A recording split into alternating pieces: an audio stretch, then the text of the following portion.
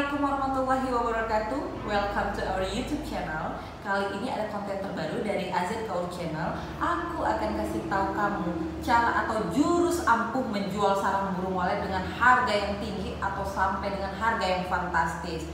Namun sebelum kamu lanjutkan video ini, please subscribe dan aktifkan loncengnya agar kamu dapat mengikuti video-video kami selanjutnya. Keep on watching. Oke guys, hari ini aku akan ngasih tips buat kamu para petani walet ataupun bagi para pemula yang ingin menjual sarang burung waletnya dengan harga yang sangat fantastis. Oke, nanti kalau mengikuti sampai habis video ini, kamu akan tahu bagaimana cara yang sangat ideal untuk mendapatkan harga yang sangat maksimal. Berikut adalah tumpukan sarang burung walet yang masih tercampur dari beberapa bentuk, yaitu patahan, mangkok, dan sudut.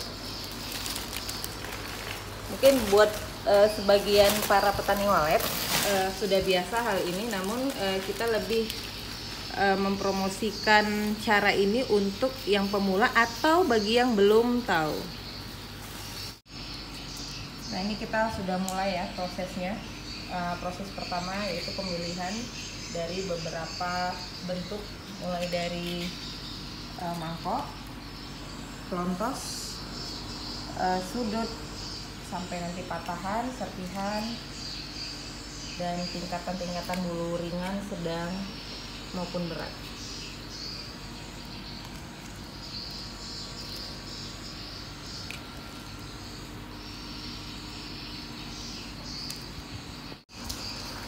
Kita udah mulai hampir selesai dari pengklasifikasian di beberapa bentuk.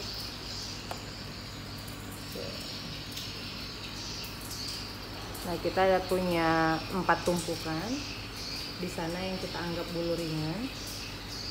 Oke, ada beberapa sih bulu yang dibilang pelontos tuh ada di kita, beberapa kita dapat setiap kali panennya, namun karena nggak begitu banyak terkadang kita gabungkan dengan bulu ringan.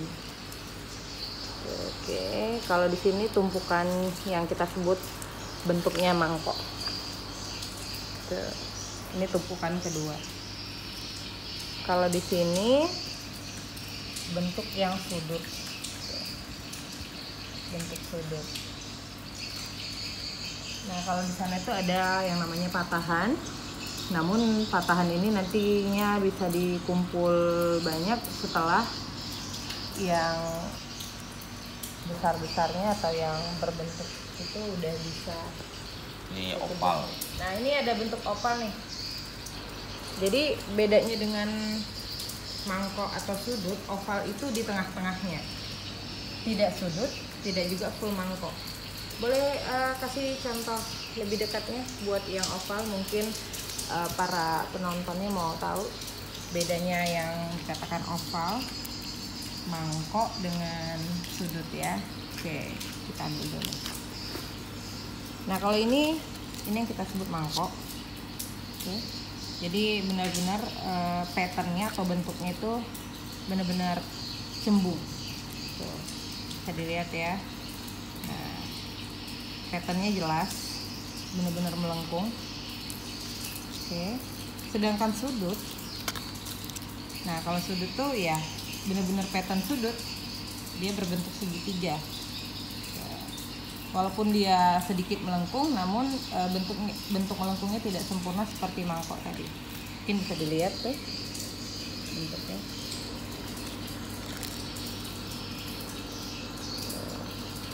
Nah, yang ke oval. Kalau oval ini setengah sudut, setengah mangkok. Itu dia. Nah, untuk 3 harga ini juga nantinya beda kalau para pengepul datang untuk membeli sarang burung walet kita. Tuh, kalau dia yang sudut, dia bakalan seperti ini kalau berdirikan. Nah, ini bagi yang mangkok, dia bakalan duduk rapi. Kalau ini agak sedikit jungkir. Nah, kalau oval, kita geser dulu. Kalau oval seperti ini. duduknya nggak gitu simetris seperti yang sudut ini. Yang mangkok, yang mangkok. Nah, ini oval. Oke, kita kembaliin ovalnya. Oke, kita kembaliin lagi mangkoknya. Nah, tadi kalau untuk saya tunjukin tuh yang namanya bulu ringan, ada juga yang namanya pelontos. Jadi kalau pelontos itu benar-benar putih sebenarnya ya. Ini juga masih ada sih. Oke. Kalau ini kotoran sebenarnya bukan bulu, bulu sih, tapi benar-benar halus ya. Ada kita dapetin pelontos, bener-bener pelontos banget ya, tapi 1, 2 gitu di antara banyak yang kita ambil untuk kita sisihkan masuk ke dalam kategori bulu ringan. Ada sih tadi udah dapet yang bener-bener, nah ini nih termasuk bulu ringan ya. Kalau kita nggak ada bulu berat sebenarnya, yang ada tuh bulunya sedang. Tuh, ini udah kita masukin ke taraf bulu sedang yang kayak gini. Tuh, ini sedang nih. Padahal sebenarnya bisa ringan, tapi kenapa kita buat sedang? Karena di bawahnya tuh banyak bulunya. Tuh, ini yang sedang. Kalau alhamdulillah di panen kita itu belum pernah dapat bulu yang berat banget tuh, belum pernah. Kita selalu dapat bulu sedang sampai ringan. Bahkan ada pelontos, namun itu tadi hanya 1, 2, belum banyak banget pelontosnya.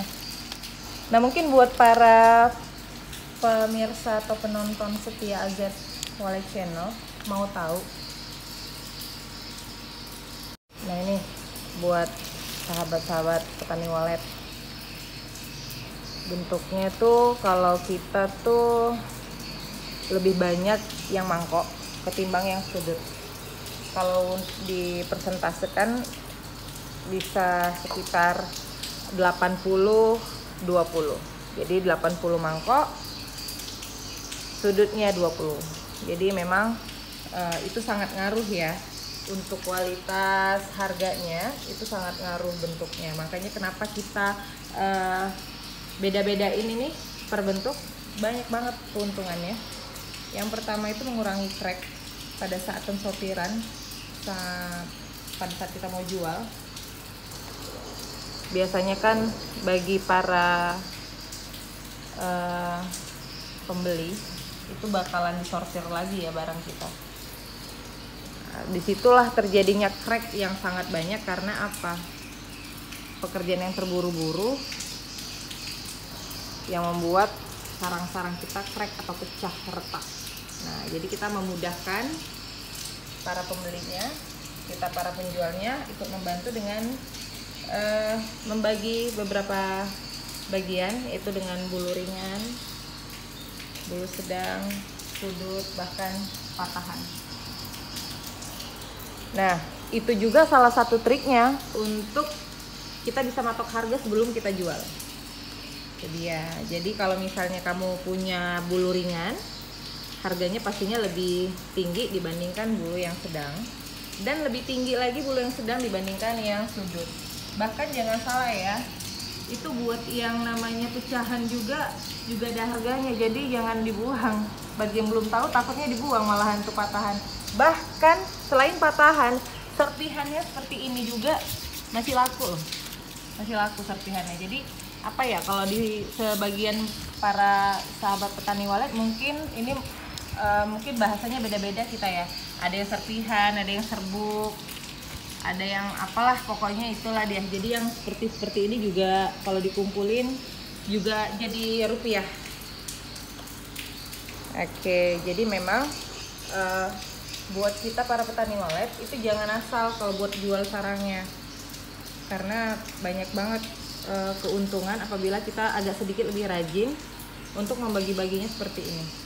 Nah, kalau kita memang setiap panen kita harus bagi dulu sebelum kita buat dijual ya. Kita harus bagi-bagi dulu seperti ini. Jadi memang kita sebelum menjual kita udah ada bayangan untuk patokan harganya. Apalagi sekarang ya, harga sarang burung walet lagi nge-up. Jadi di beberapa pembeli nantinya mungkin bisa ada tawar-menawar. Kita masih dalam prosesnya nih. sampai nanti kita boxin, kita box per bentuk. Nah, ini termasuk apa ya? Kalau pelontos ya. Nah, ini termasuk pelontos nih. Tuh. Kalau sebagian ada yang merasa pernah lihat pelontos bersih banget, ya emang ada. Tapi kalau untuk kategori pelontos ini masuk seperti ini. Ada juga. Nah, ini bersih banget nih. Nah, tuh. Ini mahal banget nih. Tuh. Ini pelontos. Tuh.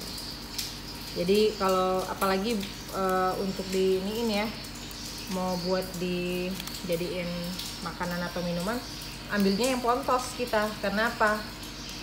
Apalagi kita buat makanan dan minuman dari sarang burung walet ini, sejauh ini kita menggunakan cara manual. Jadi kita lebih prepare, lebih aware-nya yang ini, yang bulunya benar-benar ringan ataupun pelontos. Karena nggak capek membersihinnya. Itu pun kalau pada saat nanti kita rendam dan kita cairin, ini masih banyak ternyata bulu-bulu yang halus banget gitu. Oke. Jadi mungkin kalau para sahabat petani walet ada yang mau ditanyakan seputaran sarang burung walet sampai penjualan ataupun panen, komen aja, nanti kita jawab. Terus ada yang mau dikasih tahu cara apa seputar sarang burung walet, cara apa aja itu, baik itu cara masak, buat minuman, cara panen atau apalah tentang panen sarang burung walet, semua boleh komen. Nanti kita jawab insya Allah satu persatu. Paling nggak menambah ilmu tentang pengolahan sarang burung walet atau penjualan sarang burung walet. Oke. Nanti kalau untuk video berikutnya mungkin kita bakalan kasih yang lain lagi, yaitu mungkin bisa jadi pakannya atau racun hamanya dan lain-lain. Pokoknya intinya semua para sahabat petani walet ataupun yang pemula ingin mengolah atau baru terjun ke dalam dunia sarang burung walet, boleh di komen nanya apa aja seputaran sarang burung walet, nanti kita jawab insya Allah. Tapi jangan lupa ya, di subscribe, like, komen, dan bunyikan loncengnya.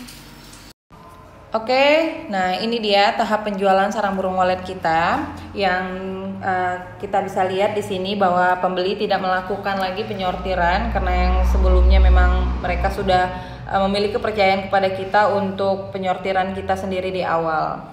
Memang ini sangat memudahkan ya, tidak memakan waktu yang lama untuk transaksi kepada pembeli karena memang landasan kepercayaan pertama pembeli kepada kita sebagai penjual sarang burung walet.